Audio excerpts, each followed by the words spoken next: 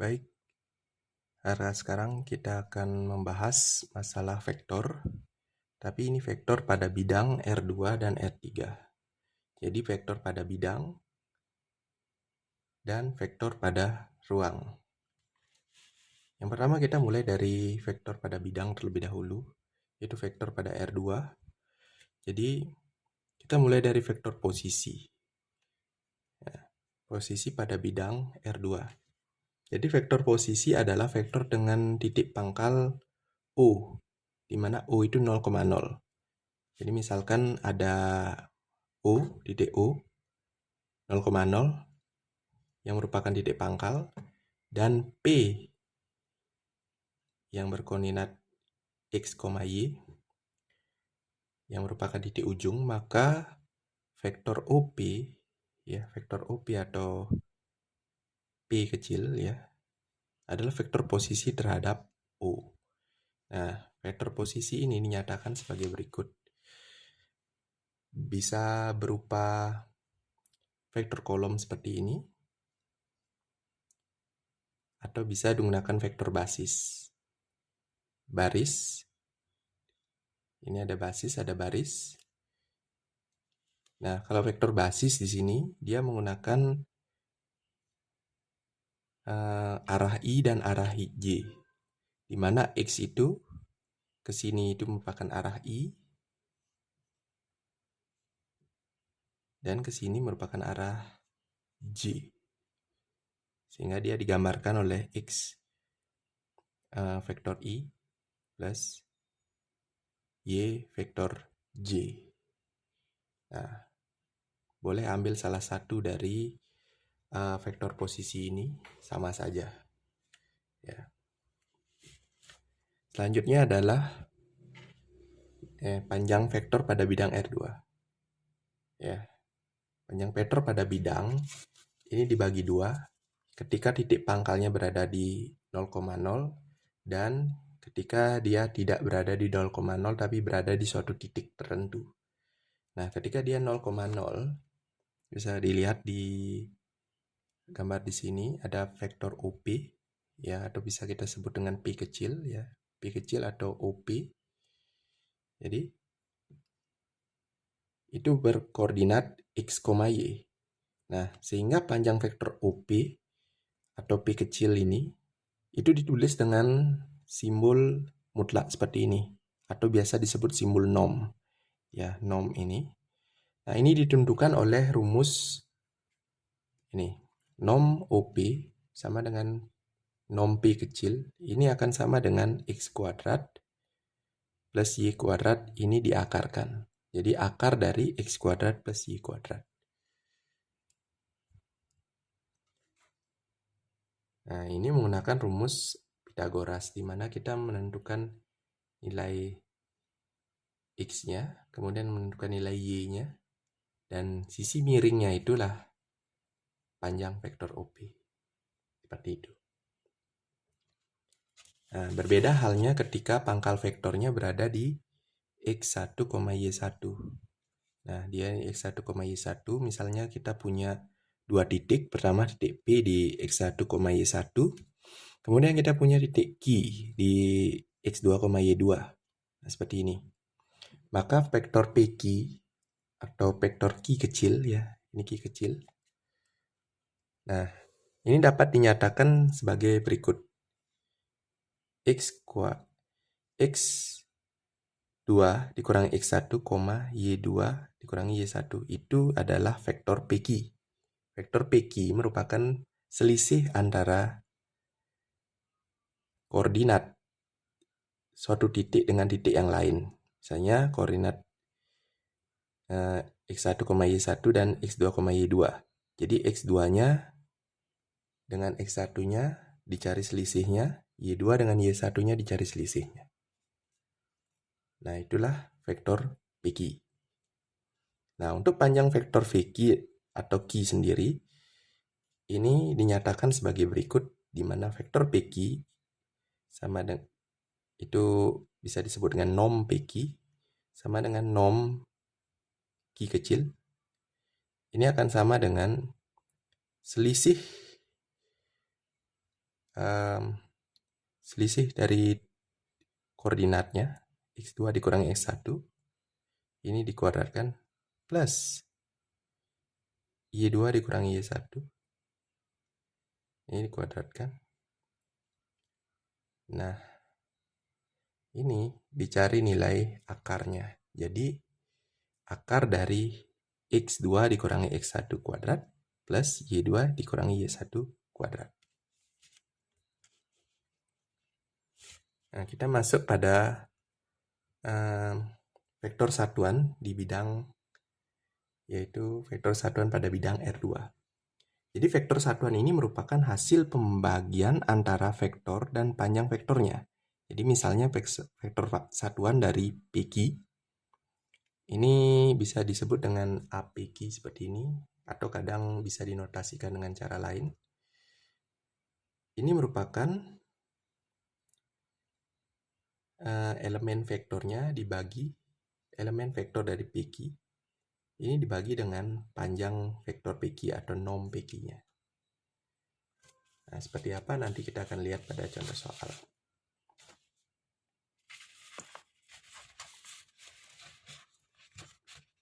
Sekarang kita masuk ke contoh soal ya.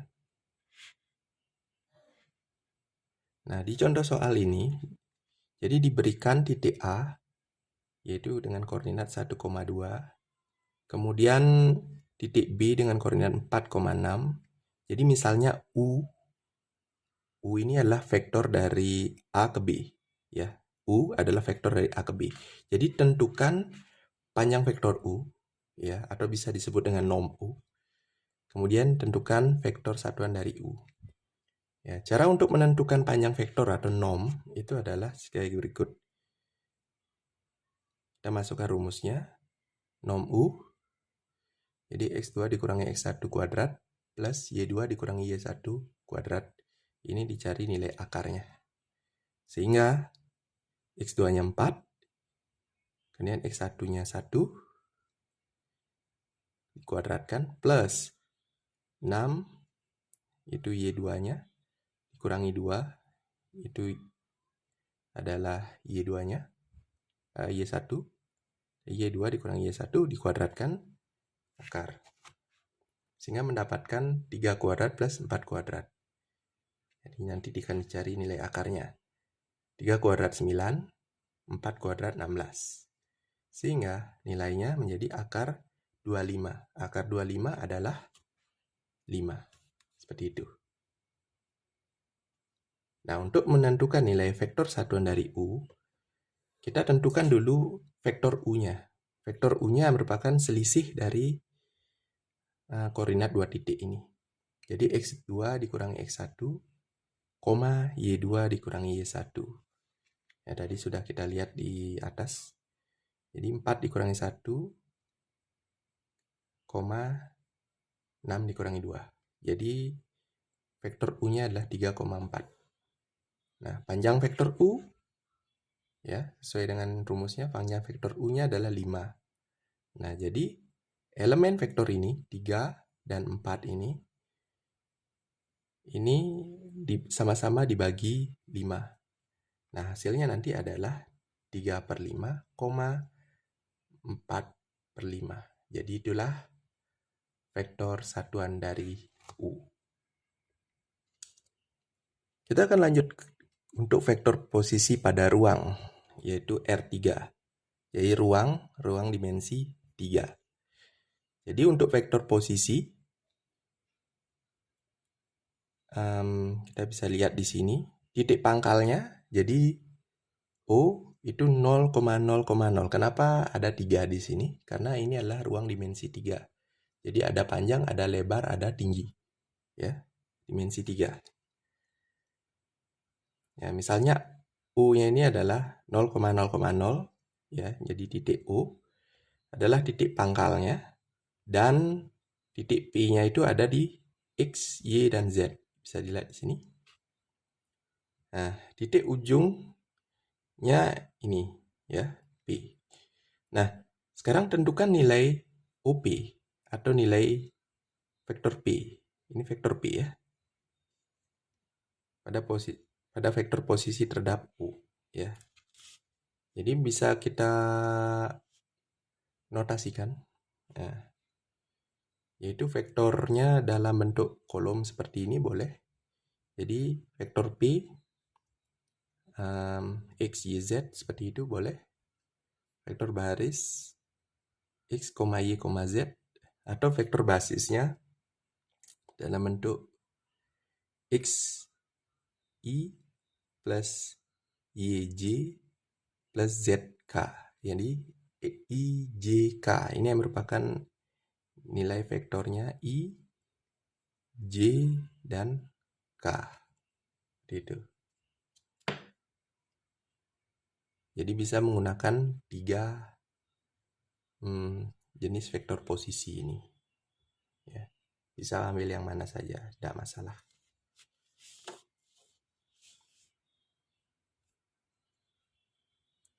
Sekarang kita menentukan panjang vektor pada ruang dimensi 3 ya.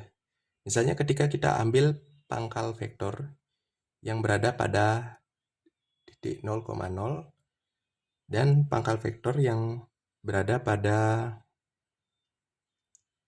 X1, Y1, dan Z1 ya. Nah, ini berbeda untuk 0,0 dan X1, Y1, dan Z1, tapi ini juga mirip dengan yang di R2. Ya, konsepnya sama dengan yang di R2. Ya, di mana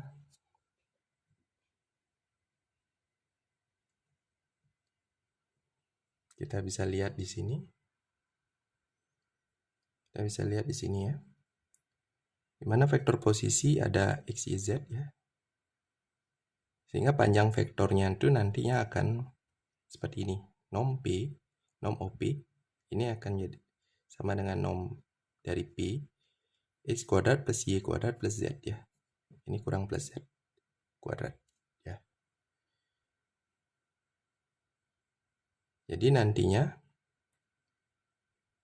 nilai ini akan menjadi panjang vektor dari OP. Nah, ketika panjang vektor berada pada X1, Y1, dan Z1, ini caranya juga sama seperti yang di R2. Namun di sini kita ada Z2 dan Z1-nya. Nah, caranya juga sama. Cari selisihnya, kemudian kuadratkan. Cari selisihnya, kuadratkan, cari selisihnya, kuadratkan. Misalnya ini ada titik P dan titik Q. Nah, ini koordinatnya X1, Y1, Z1, Q-nya X2, Y2, dan Z2. Nanti ini cari selisihnya, kuadratkan, dan carilah nilai akarnya yang merupakan akar dari jumlah ketika sudah dikuadratkan. Seperti itu. Selanjutnya, kita akan mengenal vektor satuan pada ruang. Konsepnya juga sama dengan yang di bidang. Rumusnya juga sama, bisa dilihat lagi. Kemudian ini adalah contoh soal vektor pada ruang R3. Nah, diberikan titik A, itu koordinatnya 1, 2, dan 3. Koordinat B, 4, 6, dan 14. Misalnya U adalah vektor dari A ke B. Nah, sekarang tentukan panjang vektor U atau yang disebut dengan norm U dan vektor satuan dari U. Nah, caranya sama dengan yang di R2. Ingat, cari selisihnya dikuadratkan, cari selisihnya dikuadratkan, cari selisihnya dikuadratkan. Ya, nilai X, nilai Y, dan nilai Z-nya. Nah, sehingga didapatkan nilai seperti ini. Kemudian dapatkan nilai kuadrat seperti ini, 3 kuadrat plus 4 kuadrat plus 11 kuadrat. Nah, akarnya kita cari. Jadi akar 146. Nah, ini nilainya agak susah dicari. Akar 146, jadi kita biarkan saja ya nilainya. Kemudian kita akan menentukan vektor satuan dari U. Nah, untuk menentukan vektor satuannya, kembali lagi mencari selisih. Ya, ditemukanlah selisihnya seperti ini ya. Sama dengan yang di atas, juga mencari selisihnya. Ketika sudah dapatkan selisih, maka vektor satuannya kita bisa tentukan. Ya, elemennya ada 3, 4, dan 11. Nah, nilai-nilai ini yang nantinya akan dibagi dengan sama-sama dibagi 146. Akar 146 ini. 3 per akar 146, 4 per akar 146, dan 11 per akar 146. Jadi demikian vektor satuan dari U.